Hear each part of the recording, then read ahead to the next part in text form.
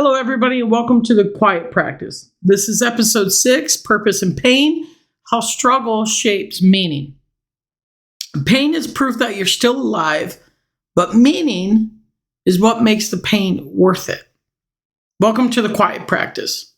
I'm your host, Boyd Levitt, and today we're talking about something that's extremely hard to face, but impossible to live without, and that is pain. Pain is the teacher nobody asked for, but everyone learns from. See, purpose doesn't grow in comfort. It's born in wreckage. When you're standing in the ashes of who you used to be, but still deciding who you'll become next. We as a society, we've been taught to avoid pain almost like it's a sign of weakness. But overall, pain is just information. It tells you what matters. It tells you where to grow and where to go next. There are seasons of my life where personally I thought pain would break me. Times when I lost people, purpose, and belief all in the same year, sometimes even in the same day. But looking back, every time I thought I was being buried, I was really just being planted. An example I have for this is a runner who shatters her ankle right before the Olympics. Career over. She spends a year learning to walk again. And in that process becomes a world-class physical therapist, helping others find hope, just like she needed in her recovery. The pain became her platform. I relate to this example very, very well. I tore my rotator cuff, my pectoral, tore my groin, and that shuttered my sports career. And it was one of those things where during that pain and during that uncomfortability of coming to realization that I'll probably never play baseball at the same level I had, it was during that realization that I realized my purpose was much more than a baseball diamond.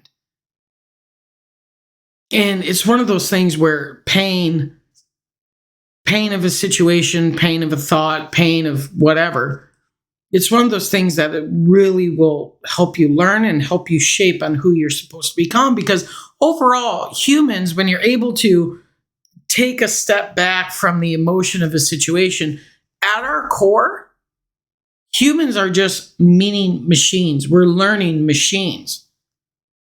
And it's incredible how often we can survive almost anything if we believe it serves a purpose. So there's this person, Viktor Frankl. He's a Holocaust survivor, and he wrote Man's Searching for Meaning. He said this: those who have a why to live can bear almost any how. And it's extremely hard for us, number one, to figure out our why. But to me, purpose is just an equation. Purpose is pain times perspective. That'll get you purpose. When you combine what hurt you with what it taught you, you can turn pain into direction. A great example of this would be a man loses his brother to addiction, but then later starts a foundation to help families in recovery. His grief became a mission. His pain became someone else's healing. And I ask you guys, when you're listening to this episode, as it's hitting you fresh, what are some things that you can learn from in your life, and it'll help shape you to your purpose, your direction? For me, losing the baseball diamond, losing my ability to be that type of athlete again, it was one of those things where it made me self-reflect. Why did I love the diamond so much? Was it because I was handed the ball at the bottom of the 9th inning and it's like, we need this win, we need this save? Was it the pressure that I loved? Or was it, like every other athlete says when they retire, is it the locker room experience? Is it the camaraderie with the guys? Is it that? I think a lot of times when I look back at it, for me personally, it was pressure to perform on a very high stage. I love that. I love coming through for my team, my teammates, myself. But it's one of those things where when you look at grief as a mission, as a stepping stone, you then realize that you could either keep asking yourself, why me? Or start asking yourself, what now? And that question will change everything for you. The second you start realizing the world isn't happening to you, it's happening for you, it'll help you. It'll help you take that pain and make it perspective. It's extremely difficult to do in that situation. Imagine training for a 5K marathon, and 3 days before it happens, you're deadlifting, and then all of a sudden you hear pop. What does that teach you? In that pain, in that moment? Not a whole bunch. That's why you need space from it. But you also need to be willing to recognize bad stuff's going to happen to you, but inevitability is that it's going to teach you something. Because pain refines you. It burns off a lot of what's fake. It burns off your ego, your expectation, your approval. There was a gentleman that I did sales coaching with. He was underneath me. Fantastic cat, one of my closest friends. And he always told me, replace expectation with gratitude and you'll live a happier life. I think that might be the third or fourth time I quoted it during these podcast episodes, but it is a fantastic quote, Tony Robbins quote, but it is a fantastic quote for almost anything. We expect so much, and yet we live very ungratefully for what we do get. So there are 3 fires, if you will, of refinement. Number 1 is disappointment. This teaches you humility. Second is loss. This teaches you gratitude. And 3 is failure. It teaches clarity. An example I have for this, an entrepreneur that I was helping his business with, he lost everything in 2008 after the market crash. After rebuilding from nothing, he says, failure stripped me of the illusion of control. It taught me to lead from peace instead of panic. And that is such a nugget that I will take for me. I will take with me everywhere I go. Is you need to strip the illusion of control. The second you think you can control everything is the moment you're going to learn that you can't. Because difficulties show men, women, difficulties show people who they really are. Pain is just a mirror. It's where truth has nowhere else to hide. You can't control pain, but you can decide what it produces. So I want you to take a moment because I'm going to introduce what I call the framework, the purpose process. 1, feel it fully. Don't numb it. Sit in it long enough to understand it. When pain happens, sit in it long enough to understand it. Why does this hurt? Where does it hurt? I'm not talking physical injury here. Even physical injury afterwards, the emotional trauma that comes with something like that. You need to feel it fully. You need to embrace it. It's the first step of pushing past it. You have to embrace it. You can't numb it. You can't avoid that it happened. All you can do is embrace it so that way you can understand it. And then if you can understand it, you can name it, which is step 2.